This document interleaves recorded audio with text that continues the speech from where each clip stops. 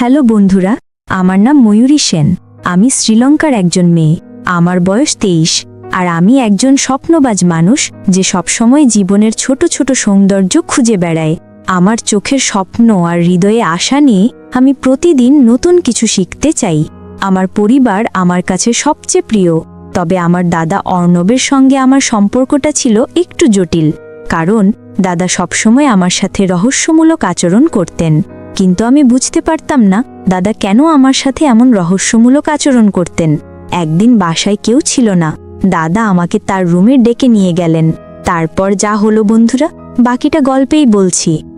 বন্ধুরা, তোমরা আমার পুরো গল্পটা মনোযোগ সহকারে শুনবা, নিশ্চয়ই অনেক মজা পাবা।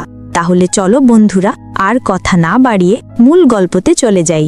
বন্ধুরা, একদিন আমি বাড়িতে একা ছিলাম আর একটা অদ্ভুত অস্বস্তি আমাকে ঘিরে ধরেছিল। কয়েকদিন ধরে আমি অসুস্থ, শরীরে দুর্বলতা আর মাথায় একটা অজানা চিন্তা আমাকে ক্লান্ত করে দিচ্ছিল।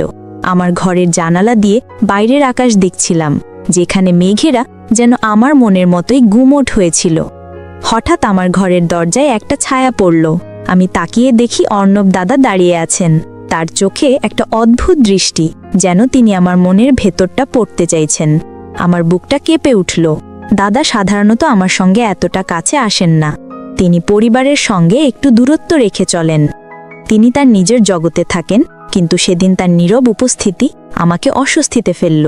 আমি কিছু বলতে চাইলাম, কিন্তু আমার গলা শুকিয়ে গেল। তিনি কোনো কথা না বলে শুধু আমার দিকে তাকিয়ে রইলেন। তার দৃষ্টিতে একটা গভীরতা ছিল যা আমাকে ভয়ের সঙ্গে সঙ্গে বিভ্রান্ত করছিল। আমি ভাবলাম, তিনি কি আমার অসুস্থতার জন্য চিন্তিত, নাকি অন্য কিছু লুকিয়ে আছে তার মনে? আমার মনে হাজারো প্রশ্ন জমে গেল। দাদা কেন এমন করছেন? তিনি কি কিছু বলতে চান কিন্তু বলতে পারছেন না? আমার শরীরের দুর্বলতা আমাকে আরও অস্থির করে তুলছিল। আমি সাহস করে বললাম, দাদা, আপনি এভাবে তাকিয়ে আছেন কেন? আমি ঠিক আছি। কিন্তু তিনি কোনো উত্তর দিলেন না, শুধু তার চোখে একটা অদ্ভুত উদ্বেগ ফুটে উঠল। আমি আরও ঘাবড়ে গেলাম। তার নীরবতা আমার কাছে অস্বাভাবিক লাগছিল। হঠাৎ দাদা ঘরের একটা বইয়ের তাকের কাছে গেলেন। আমি লক্ষ্য করলাম তিনি তাকের একটা পুরনো ডায়েরি হাতে নিলেন। আমার মনে পড়ল ওটা আমার বাবার ডায়েরি, যেটা আমি কখনো খুলে দেখিনি। দাদা ডায়েরিটা হাতে নিয়ে পাতা উল্টাতে লাগলেন, যেন কিছু খুঁজছেন। আমি অবাক হয়ে বললাম, দাদা, ওটা কি করছেন? কিন্তু তিনি আমার দিকে তাকালেন না। তার মুখে একটা গম্ভীর ভাব ফুটে উঠল, যেন তিনি কোনো গভীর চিন্তায় ডুবে আছেন। আমার মনের অস্থিরতা আরও বেড়ে গেল। দাদার এই আচরণ আমার কাছে রহস্যময় লাগছিল। তিনি কি কিছু লুকোচ্ছেন, নাকি আমার অসুস্থতার পিছনে কোনো গোপন কারণ আছে যা তিনি জানেন? আমি আরও কিছু বলতে যাচ্ছিলাম, কিন্তু তখনই তিনি ডায়েরিটা বন্ধ করে ঘর থেকে বেরিয়ে গেলেন। আমি অবাক হয়ে তাকিয়ে রইলাম। তার এই চলে যাওয়া আমার মনে আরও প্রশ্ন জাগিয়ে দিল। আমি বিছানায় শুয়ে ভাবতে লাগলাম, দাদা কেন এমন করছেন? তার নীরবতা আর গম্ভীর মুখের পেছনে কি লুকিয়ে আছে? আমার অসুস্থতার সঙ্গে কি এর কোনো সম্পর্ক আছে? আমার মনে একটা অজানা ভয় জন্ম নিল। আমি জানতাম এই রহস্যের উত্তর পেতে আমাকে আরও গভীরে যেতে হবে, কিন্তু আমার শরীরের দুর্বলতা আমাকে বাধা দিচ্ছিল। তবু আমি ঠিক করলাম, আমি এই রহস্যের জট খুলব। সেদিন রাতে আমি ঘুমোতে পারিনি। দাদার সেই দৃষ্টি আর ডায়েরি হাতে নেওয়ার দৃশ্য আমার মন থেকে যাচ্ছিল না। আমি ভাবলাম হয়তো পরের দিন তিনি কিছু বলবেন, কিন্তু আমার মনে একটা অজানা আশঙ্কা জেগে উঠল। এর পিছনে কি এমন রহস্য লুকিয়ে আছে যা আমার জীবনকে বদলে দেবে? আমি ঠিক করলাম আমি দাদার সঙ্গে কথা বলবো আর এই রহস্যের উত্তর খুঁজব। পরের দিন সকালে আমার শরীরতে একটু ভালো লাগছিল, তবে মনের অস্থিরতা কমেনি। দাদার গতকালের আচরণ আমার মাথায় ঘুরছিল। তার সেই নীরব দৃষ্টি আর বাবার পুরনো ডায়েরি হাতে নেওয়ার দৃশ্য আমাকে বারবার ভাবিয়ে তুলছিল। আমি ঠিক করলাম আজ তার সঙ্গে কথা বলবো, কিন্তু দাদাকে বাড়িতে খুঁজে পেলাম না। আম্মা বললেন তিনি ভোরেই কোথায় যেন বেরিয়ে গেছেন। আমার মনে হলো তিনি হয়তো ইচ্ছে করেই আমার সঙ্গে দেখা এড়িয়ে গেলেন। এই ভাবনা আমার মনের অস্থিরতা আরও বাড়িয়ে দিল। আমি আমার ঘরে ফিরে এলাম। বিছানায় বসে ভাবতে লাগলাম, দাদা কেন এমন করছেন? তিনি কি কিছু লুকোচ্ছেন? আমার অসুস্থতার সঙ্গে কি এর কোনো সম্পর্ক আছে? আমার চোখ পড়ল বইয়ের তাকের দিকে, যেখানে গতকাল দাদা ডায়েরিটা হাতে নিয়েছিলেন।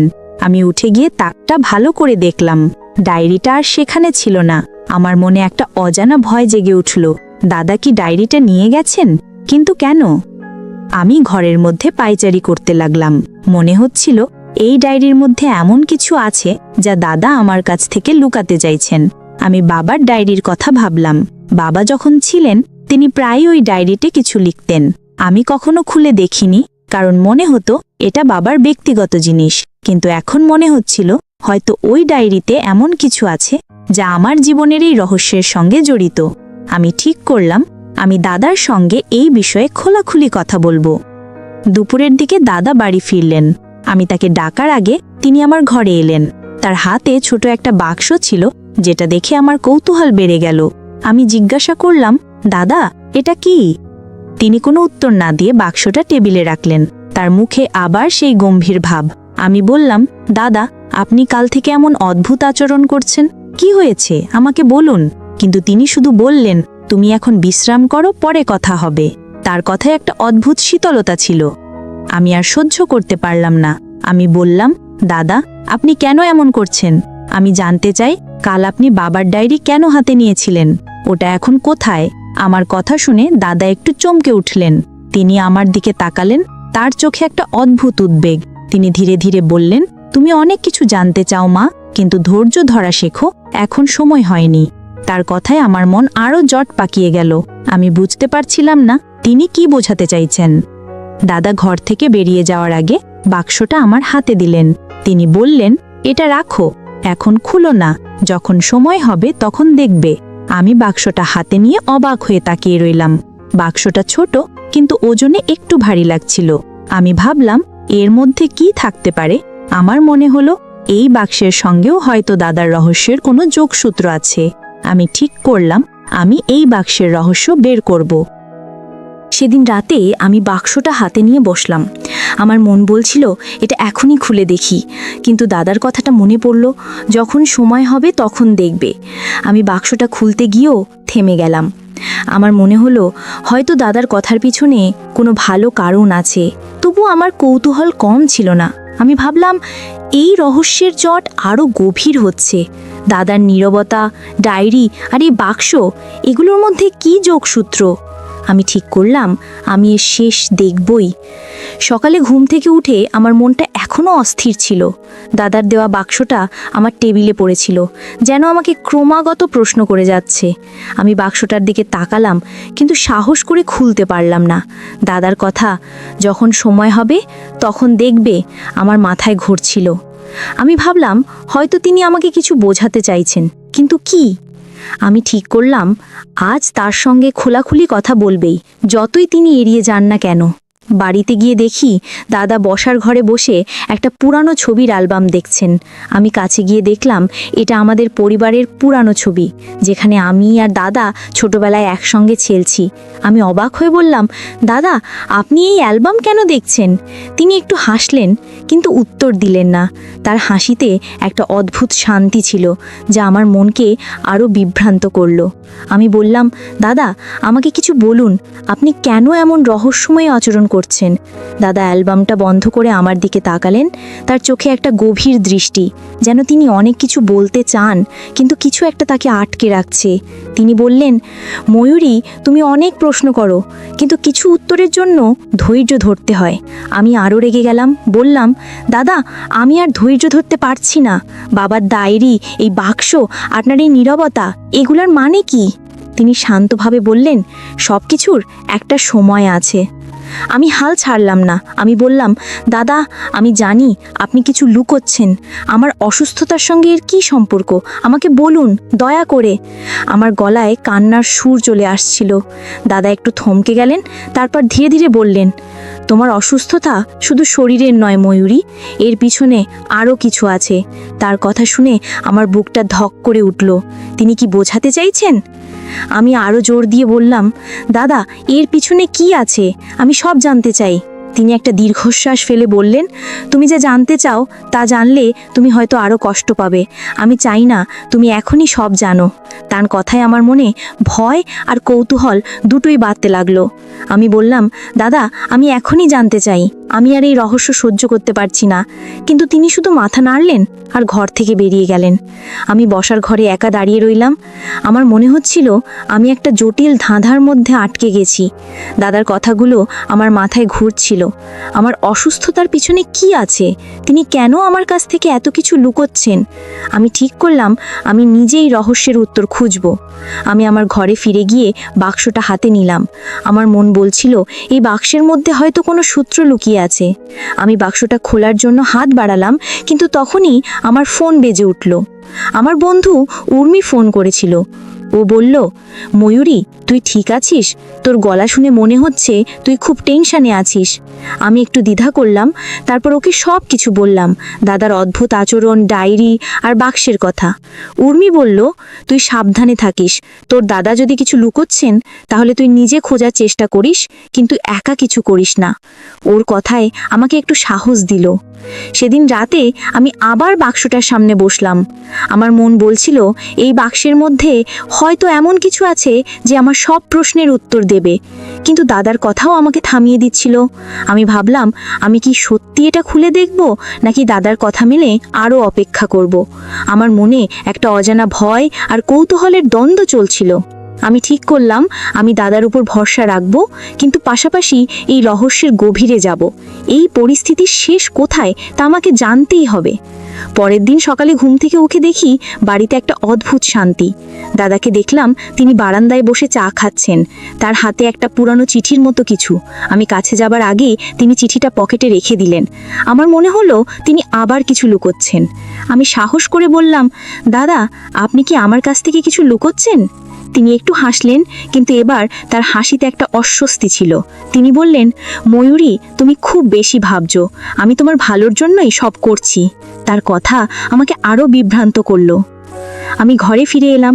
বাক্সটা এখনো আমার টেবিলে পড়ে আছে। আমার মন বলছিল এই বাক্সের মধ্যে হয়তো সব প্রশ্নের উত্তর আছে, কিন্তু দাদার কথা আমাকে বারবার থামিয়ে দিচ্ছিল। আমি ভাবলাম, আমি যদি বাক্সটা না খুলি তাহলে কি এই রহস্যের উত্তর পাবো? আমি ঠিক করলাম আমি দাদার পিছনে লাগবো, যতক্ষণ না তিনি আমাকে সব বলেন। কিন্তু তার আগে আমি নিজে কিছু খুঁজে দেখব। আমি বাবার ডায়েরির কথা ভাবলাম, হয়তো তাতে কোনো সূত্র আছে। আমি বইয়ের তাকের কাছে গেলাম। ডায়েরিটা তো দাদা নিয়ে গেছেন, তবু আমি তাকটা ভালো করে দেখতে লাগলাম। হঠাৎ আমার চোখ পড়ল একটা পুরনো খাতার দিকে, যেটা তাকের এক কোণে ধুলো ঢাকা পড়েছিল। আমি খাতাটা হাতে নিলাম। এটা বাবার হাতের লেখা, কিন্তু ডায়েরি নয়। এটা যেন একটা চিঠির খাতা। আমি পড়তে শুরু করলাম। চিঠিটা আমাকে উদ্দেশ্য করে লেখা। তাতে লেখা ছিল, আমি জানি আমার সময় কম, কিন্তু ময়ূরীর জন্য আমি চিন্তিত। ওর ভবিষ্যৎ নিয়ে আমার ভয় আছে। আমার হৃৎপিণ্ড দ্রুত চলতে লাগলো। বাবা কেন এমন লিখেছিলেন? আমি খাতাটা আরও উল্টে দেখলাম। আরেকটা পাতায় লেখা ছিল, অর্ণবকে আমি সব বলেছি, ও আমার কথা রাখবে। আমার মাথা ঘুরে গেল।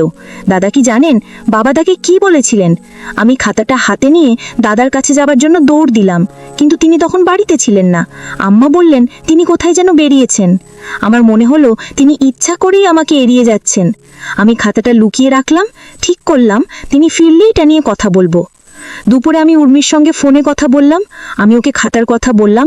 উর্মি বলল, ময়ূরী, তুই সাবধানে থাকিস। এই খাতায় যদি কিছু গুরুত্বপূর্ণ সূত্র থাকে তাহলে তোর দাদা হয়তো তোর কাছ থেকে ইচ্ছা করেই লুকোচ্ছেন। তুই একা কিছু করিস না। আমি বললাম, উর্মি, আমি আর চুপ করে থাকতে পারছি না। আমাকে জানতেই হবে দাদা কি লুকোচ্ছেন। উর্মি আমাকে শান্ত হতে বলল, কিন্তু আমার মন শান্ত হচ্ছিল না। আমি ঠিক করলাম আমি দাদার পিছনে লাগবই। সঞ্জয় দাদা ফিরলেন। আমি তাকে খাতাটা দেখিয়ে বললাম, দাদা, এটা কি?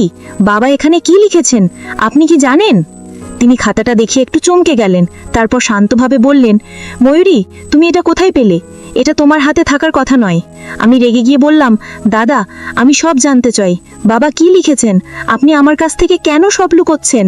তিনি একটা দীর্ঘশ্বাস ফেলে বললেন, তুমি এখনো প্রস্তুত নও। আমার চোখে পানি চলে আসলো।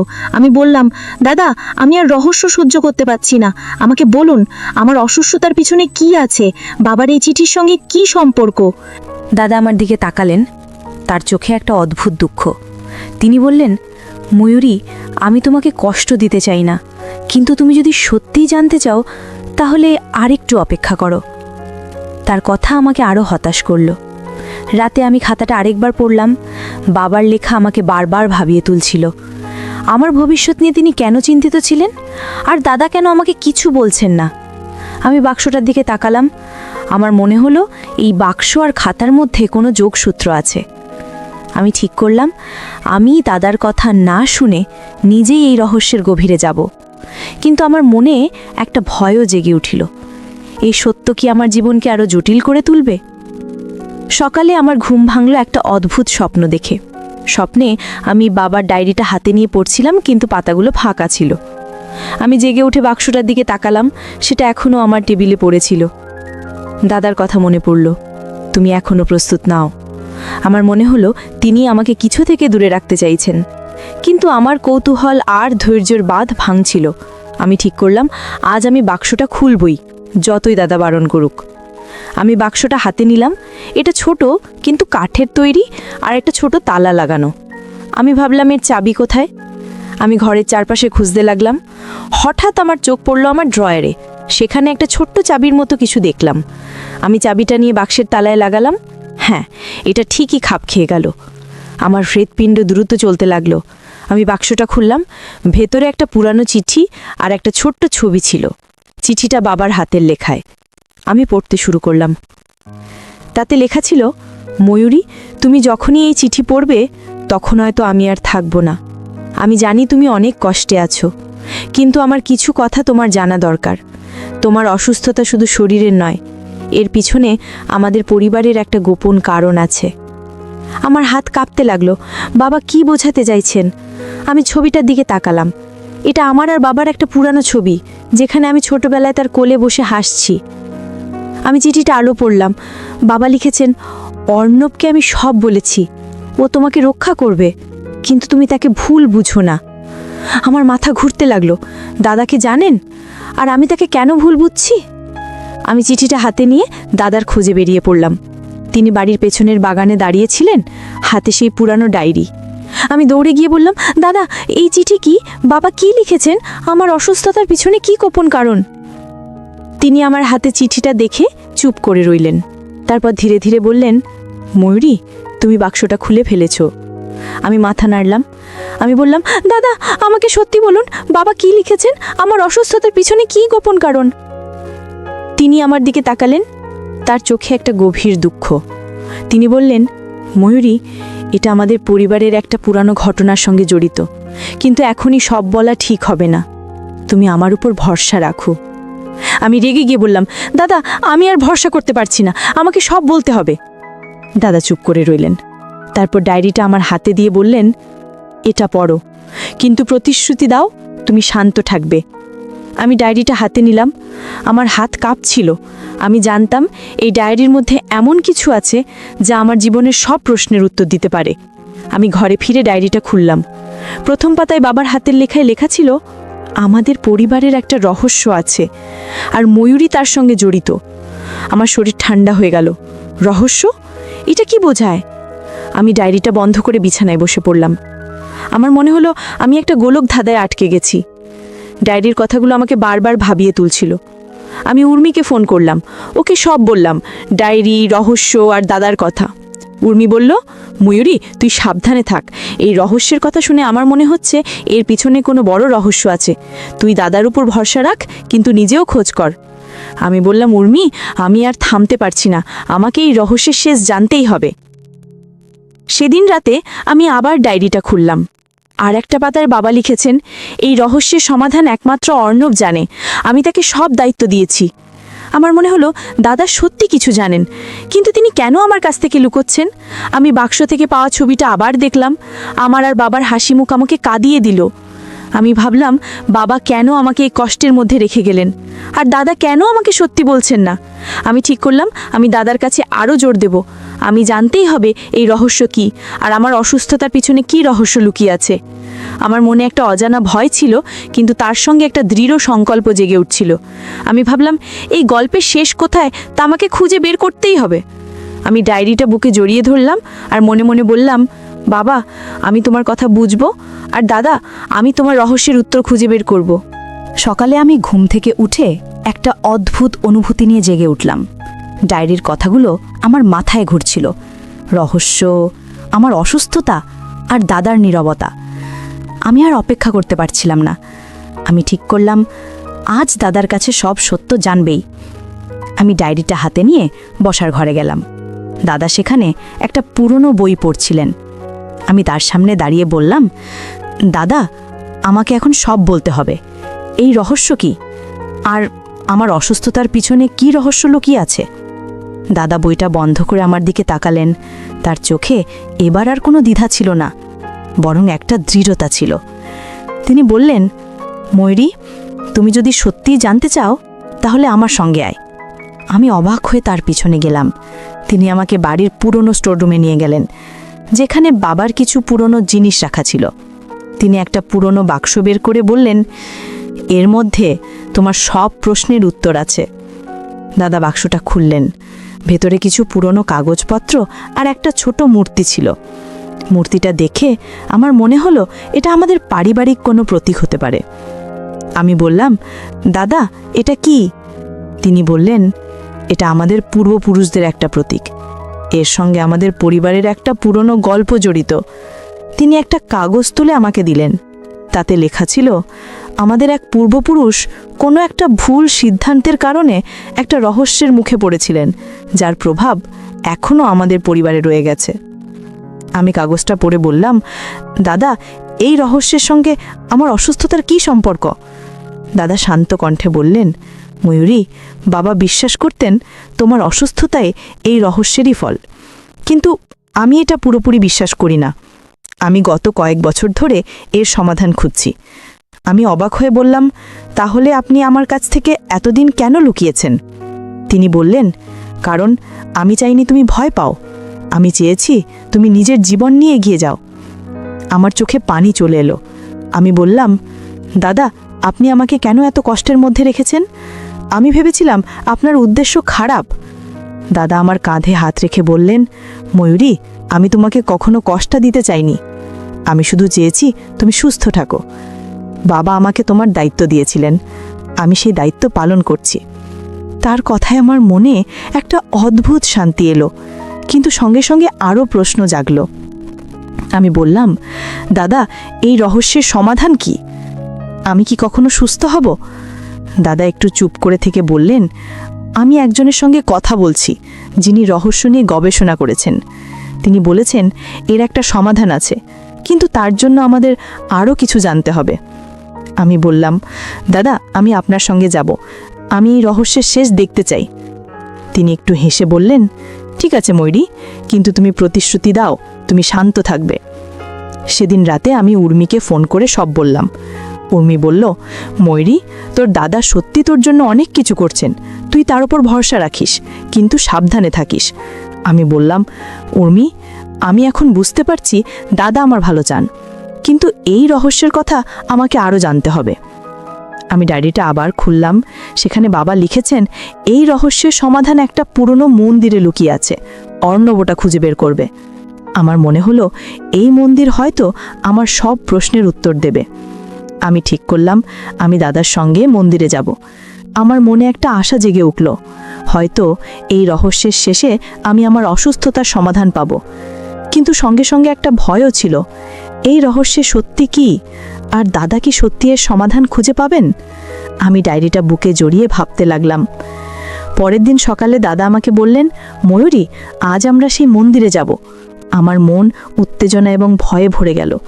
ডায়েরিতে বাবার সেই লেখা রহস্যের সমাধান মন্দিরে লুকিয়ে আছে আমাকে ঘুমোতে দেয়নি। আমি প্রস্তুত হয়ে দাদার সঙ্গে বেরিয়ে পড়লাম। মন্দিরটা আমাদের শহর থেকে বেশ দূরে, একটা নির্জন পাহাড়ের কোলে।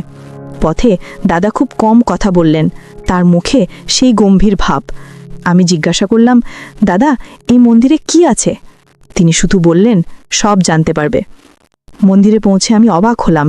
এটা একটা প্রাচীন মন্দির, ভাঙাচোরা, কিন্তু এর দেয়ালে কিছু অদ্ভুত চিহ্ন খোদাই করা। দাদা একজন বয়স্ক পুরোহিতের সঙ্গে কথা বলতে গেলেন। আমি মন্দিরের চারপাশে ঘুরে দেখছিলাম। দেয়ালের একটা চিহ্ন আমার চোখে পড়ল, এটা বাক্সে পাওয়া মূর্তির মতোই। আমি দাদাকে ডেকে দেখালাম। তিনি চুপ করে চিহ্নটা দেখলেন, তারপর বললেন, ময়ূরী, এটা আমাদের পরিবারের প্রতীক। আমার মনে হলো আমরা সত্যের খুব কাছে চলে এসেছি। পুরোহিত আমাদের কাছে এসে বললেন, তোমাদের পরিবারের রহস্যের কথা আমি জানি। এটা একটা ভুল সিদ্ধান্তের ফল যা তোমাদের পূর্বপুরুষ নিয়েছিলেন। আমার অসুস্থতা সেই রহস্যেরই একটা প্রভাব। আমি বললাম, এর সমাধান কি? পুরোহিত বললেন, সমাধান এই মন্দিরে, কিন্তু তার জন্য তোমাদের দুজনকে একসঙ্গে কাজ করতে হবে। দাদা আমার দিকে তাকিয়ে বললেন, ময়ূরী, আমি এতদিন তোমাকে এসব বলিনি কারণ আমি চাইনি তুমি ভয় পাও। বাবা আমাকে এই রহস্যের কথা বলেছিলেন আর আমাকে দায়িত্ব দিয়েছিলেন তোমাকে রক্ষা করার। আমার চোখে পানি চলে এলো। আমি বললাম, দাদা, আমি আপনাকে ভুল বুঝেছিলাম। আমি ভেবেছিলাম আপনি আমার কাছ থেকে কিছু লুকোচ্ছেন। তিনি হেসে বললেন, আমি শুধু তোমাকে কষ্ট থেকে বাঁচাতে চেয়েছি। পুরোহিত আমাদের একটা পবিত্র স্থানে নিয়ে গেলেন। সেখানে একটা ছোট পাথরের বেদি ছিল। তিনি বললেন, তোমাদের পরিবারের রহস্যের সমাধান এখানে ফিরিয়ে দিতে হবে, তবেই রহস্য মুক্ত হবে। দাদা বাক্স থেকে মূর্তিটা বের করে বেদিতে রাখল। আমি তার পাশে দাঁড়িয়ে প্রার্থনা করলাম। পুরোহিত কিছু মন্ত্র পড়লেন আর আমার মনে হলো আমার শরীর থেকে একটা ভারী বোঝা নেমে গেল। আমার অসুস্থতার সেই অদ্ভুত দুর্বলতা যেন কমে গেল। আমরা মন্দির থেকে বেরিয়ে এলাম। দাদা আমার হাত ধরে বললেন, ময়ূরী, এখন তুমি মুক্ত। আমাদের পরিবারের রহস্য শেষ হয়েছে। আমি কাঁদতে কাঁদতে বললাম, দাদা, আপনি আমার জন্য এত কিছু করেছেন। আমি আপনাকে কখনো ভুল বুঝেছিলাম, আমাকে ক্ষমা করুন। তিনি আমাকে জড়িয়ে ধরে বললেন, তোমার কোনো দোষ নেই, আমি শুধু বাবার প্রতিশ্রুতি রক্ষা করেছি। বাড়ি ফিরে আমি উর্মিকে সব বললাম। ও বলল, ময়ূরী, তোর দাদা সত্যি একজন হিরো। তুই ভাগ্যবান যে তোর এমন একজন দাদা আছে। আমি হাসলাম। আমার মনে হলো আমি নতুন করে জীবন শুরু করতে পারবো। আমার অসুস্থতা কমে গেছে আর আমার মনে একটা অদ্ভুত শান্তি। আমি বুঝলাম অনেক সময় আমরা আমাদের প্রিয়জনকে ভুল বুঝি, কিন্তু তাদের নীরবতার পিছনে থাকে গভীর ভালোবাসার দায়িত্ববোধ। বন্ধুরা, গল্পের শেষে আমি তোমাদেরকে বলতে চাই, পরিবারের বন্ধনই হলো সবচেয়ে বড় শক্তি। পরিবারের মানুষের কিছু কিছু আচরণ হয়তো আমাদের ভুল কিছু মনে হয়, কিন্তু প্রকৃতপক্ষে পরিবারের মানুষ সবসময় আপনার মঙ্গল চায়। বন্ধুরা, গল্পটি যদি তোমাদের ভালো লাগে তাহলে লাইক, শেয়ার এবং সাবস্ক্রাইব করে পাশে থেকো। আর বন্ধুরা, তোমরা এতক্ষণে ধৈর্য ধরে আমার গল্পটি শোনার জন্য তোমাদের সবাইকে অসংখ্য ধন্যবাদ।